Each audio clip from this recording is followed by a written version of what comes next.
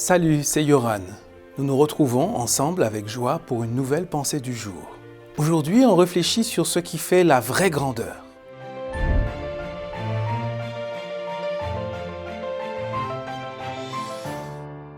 La pensée du jour se trouve dans Luc chapitre 22, verset 27. Mais vous, ne faites pas comme eux. Au contraire, le plus important parmi vous doit être comme le plus jeune, et celui qui commande doit être comme celui qui sert.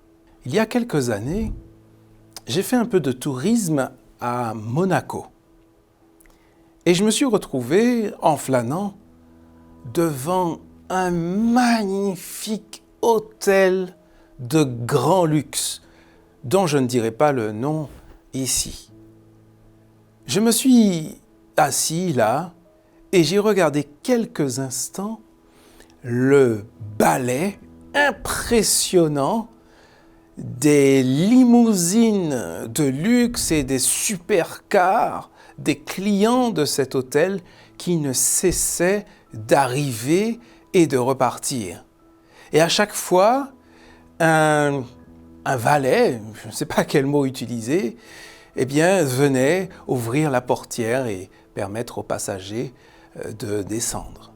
Et pourquoi je raconte ça? Parce que, ça m'a fait penser à ce poème que je voudrais partager avec toi. C'est un poème de Rabindranath Tagore qui dit « Je dormais et je rêvais que la vie n'était que joie. Je m'éveillais et je vis que la vie n'est que service. Je servis et je compris que le service est joie. » Alors, je me suis dit, mais qu'est-ce que ça doit être dans le royaume des cieux, où celui qui sert, en fait, est le plus grand, et celui qui est servi est le plus petit. Ce serait vraiment le monde à l'envers.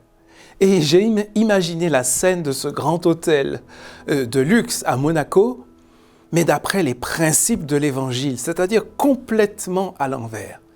Et ça m'a vraiment amusé et m'a montré à quel point les principes de ce monde sont vraiment à l'opposé des principes du royaume de Dieu. Nous ne vivons pas d'après les principes de ce monde, mais nous sommes citoyens du royaume des cieux. Et donc aujourd'hui, rappelle-toi que plus tu es au service des autres, plus en réalité tu t'enrichis et tu es grand aux yeux de Dieu.